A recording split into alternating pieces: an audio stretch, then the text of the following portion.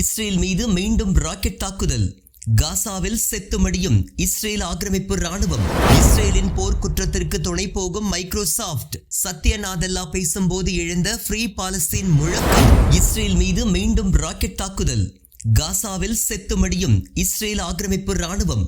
காசாவில் தொடர்ந்து நடக்கும் படுகொலைகளுக்கு பதிலளிக்கும் விதமாக அல்குட்ஸ் படைப்பிரிவு இஸ்ரேலின் அஸ்கலான் மற்றும் அஸ்தாத் மீது ராக்கெட்டுகளை ஏவியுள்ளன. இதனால் காசாவை சுற்றியுள்ள ஆக்கிரமிப்பு குடியிருப்புகள் முழுவதும் சைரன்கள் எழுப்பப்பட்டன. பாலஸ்தீன அமைப்பால் நடத்தப்பட்ட இந்த புதிய தாக்குதலால் அஸ்கலான் மற்றும் பல இஸ்ரேலிய ஆக்கிரமிப்பு குடியிருப்புகளில் தாக்குதல் சைரன்கள் ஒலித்தன. இஸ்ரேலிய ஊடகங்களின் செய்திகளின்படி ஆரம்ப சைரன் எச்சரிக்கைகளுக்கு பிறகு வடக்கு காசாவிலிருந்து 3 ராக்கெட்டுகள் ஏவப்பட்டன. இந்த ராக்கெட்டுகள் காசாவின் முற்றுகையிட்ட பகுதியின் வடக்கே நிறுத்தப்பட்டிருந்த IOF டாங்கிகள் கூட்டத்தை குறிவைத்ததாக கூறப்படுகின்றது. பாலஸ்தீனிய இஸ்லாமிய ஜிஹாத் இயக்கத்தின் ஆயுத பிரிவான அல்குட்ஸ் படைப்பிரிவு இந்த தாக்குதலுக்கு பொறுப்பேற்றுள்ளது. ஆக்கிரமிக்கப்பட்ட நகரங்களான அஸ்கலான் மற்றும் அஸ்தாத் மீது சரமாரியாக தாக்குதல் நடத்தப்பட்டதாக அந்த அமைப்பு தெரிவித்துள்ளது. இந்த தாக்குதல் குறித்த அந்த அமைப்பின் அறிக்கையில், நமது பாலஸ்தீன மக்களுக்கு எதிரான சியோனிச படுகொலைகளுக்கு பதிலளிக்கும் விதமாக இந்த தாக்குதல் நடத்தப்பட்டதாக தெரிவிக்கப்பட்டுள்ளது. தெற்கு காசாவின் கான் யூனிஸில் இஸ்ரேலின் ஒரு சார்ஜென்ட் இறந்ததையும் மற்றொரு சிப்பாய் காயமடைந்ததையும் இஸ்ரேலிய ஆக்கிரமிப்பு படைகள் உறுதிப்படுத்திய சில மணி நேரங்களுக்கு பிறகு இந்த தாக்குதல் நடந்துள்ளது. வடக்கு காசாவில் நடந்து வரும் மோதல்களின் போது அதன் வீரர்களில் ஒருவர் இறந்ததாக இஸ்ரேலிய ஆக்கிரமிப்பு ராணுவம் ஒப்புக்கொண்டுள்ளது.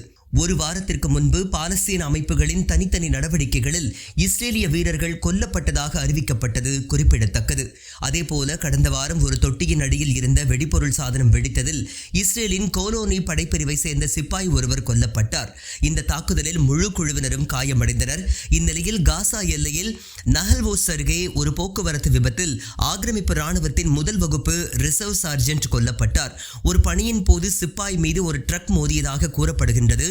இது குறித்து விசாரணை நடந்து வருவதாக இஸ்ரேலிய ஊடகங்கள் தெரிவித்துள்ளன. இஸ்ரேலின் போர்க்குற்றத்திற்கு துணை போகும் மைக்ரோசாப்ட். சத்யா நாதல்லா பேசும்போது எழுந்த ஃப்ரீ பாலஸ்தீன் முழக்கம்.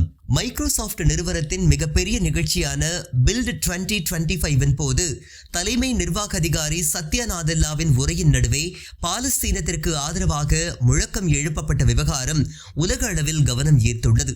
இந்தியாவை பூர்வீகமாக கொண்டவர் சத்யா நாதல்லா. மைக்ரோசாப்ட் நிறுவனத்தின் தலைமை செயல் அதிகாரியாக செயல்பட்டு வரும் இவரின் சொத்துக்கள் மட்டும் ஏறத்தாழ 1 லட்சம் கோடி ரூபாய்க்கும் அதிகம் என்று கூறப்படுகின்றது.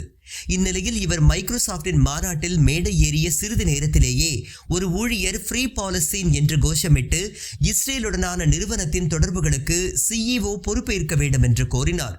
மற்றொரு மைக்ரோசாப்ட் விழாவில் அதன் ஊழியர் எழுந்து நின்று மைக்ரோசாப்டின் AI தலைமை நிர்வாக அதிகாரி முஸ்தபா சுலைமானை போர் குற்றவாளி என்று அழைத்தார். ஒரு மைக்ரோசாப்ட் தொழிலாளியாக இந்த இனப்படுகொலைக்கு நான் உடந்தையாக இருக்க மாட்டேன் என்று அவர் கூச்சலிட்டார். அந்த ஊழியர் ஜோ லோபஸ் மைக்ரோசாப்டின் அசூர் வன்பொருள் அமைப்பு குழுவின் 4 ஆண்டு அனுபவம் மிக்கவர் என்று தி வெர்ஜ் தெரிவித்துள்ளது. மைக்ரோசாப்ட் ஊழியர்கள் இஸ்ரேலுடனான நிறுவனத்தின் கிளவுட் மற்றும் AI ஒப்பந்தங்களுக்கு எதிராக தங்கள் எதிர்ப்பை தெரிவித்து வருகின்றனர். காசாவில் உள்ள பொதுமக்களை குறிவைக்க அல்லது கட்டிடங்களை குறிவைக்க அசூர் தொழில்நுட்பம் பயன்படுத்தப்படுவதாக அந்நிறுவனத்தின் ஊழியர்கள் குற்றம் சாட்டுகின்றனர்.